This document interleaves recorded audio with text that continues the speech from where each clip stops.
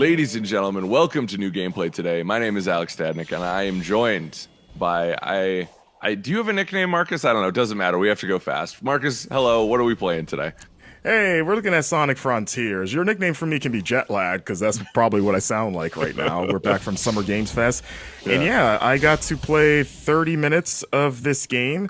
We were watching some footage that is not my footage. This is, For the record, yep. Yeah, just because I would have picked up those rings immediately. This is a B-roll that Sega prepared, but it has a few slices of what I played. But yeah, I wrote up a big preview on GameInformer.com if you want to go there and read my complete thoughts on the demo. But I will say here that after spending some time with this game, my impression and I guess mindset going into this game is cautiously optimistic.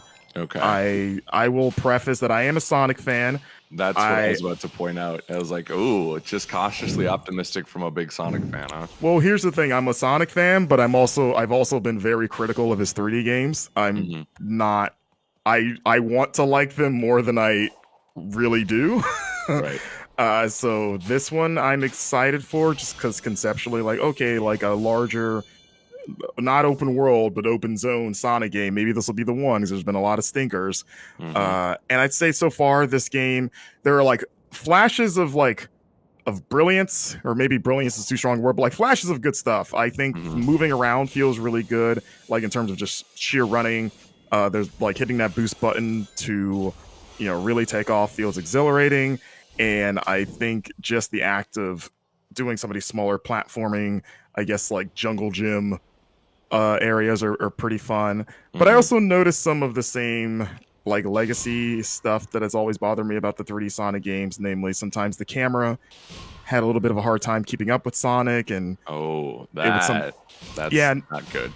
Yeah, not often. I will say that it was infrequent, but it still happened enough in a way where I was like, "Oh, hello, darkness, my old friend." And there are times where it'll make jarring cuts if you you find yourself in like a weird spot. Really, I don't know how I got into this weird crevice, but by and large, it seems like still better than maybe some of his worser outings. Excuse me. Like I said, I'm operating on a prayer right now. This is Marcus and I are holding on for dear life at this point.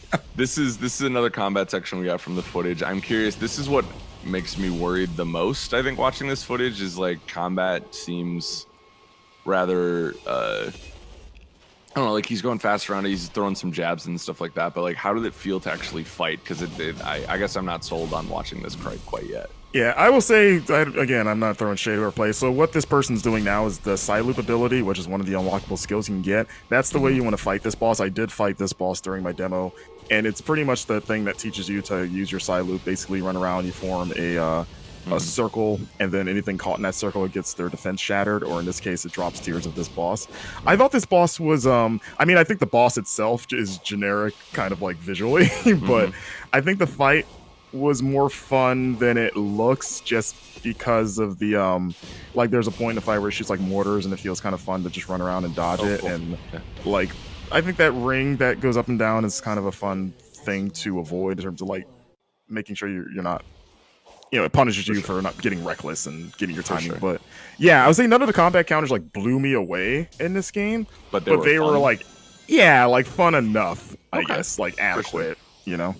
And because I know a lot of people online have lamented it's so empty, like blah, and it's like, ladies and gentlemen, Pokemon Legends Arceus, one of the best games of the year, also had that problem. It was still a lot of fun. So it's like I'm not, and the speed looks like it's there.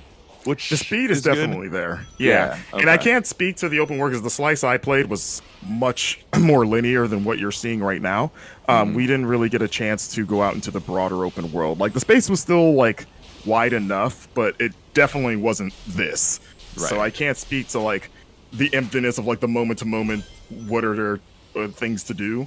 It was mostly just like, hey, there's little platforming areas here. Here's a loop-de-loop. You can go ride it to get some more rings or solve a puzzle or something. For sure. So that remains to be seen. But I understand the concern for it too. It's one of my concerns as well. But we'll have to wait for, I mean, possibly release to see how it is. Right. Well, and where can people find the rest of your thoughts, Marcus? So GameInformer.com, I have a preview, Sonic Frontiers preview, hands-on with Sonic's Open Zone Adventure. More complete thoughts there. You can check that out. And yeah, well, this game comes out later this year. Still doesn't have a release date, but they're targeting fall. Coming to PlayStation and Xbox consoles, as well as PC and Switch. Awesome. Well, Marcus, thank you so much for joining me. Viewers, thank you so much for watching. We have so much more as it comes to new gameplay today, interviews, all that kind of stuff from Summer Games Fest. Be sure to keep it locked to GameInformer.com and YouTube.com/GameInformer. Thanks. Be good to one another, and we will see you next time. Bye, everyone.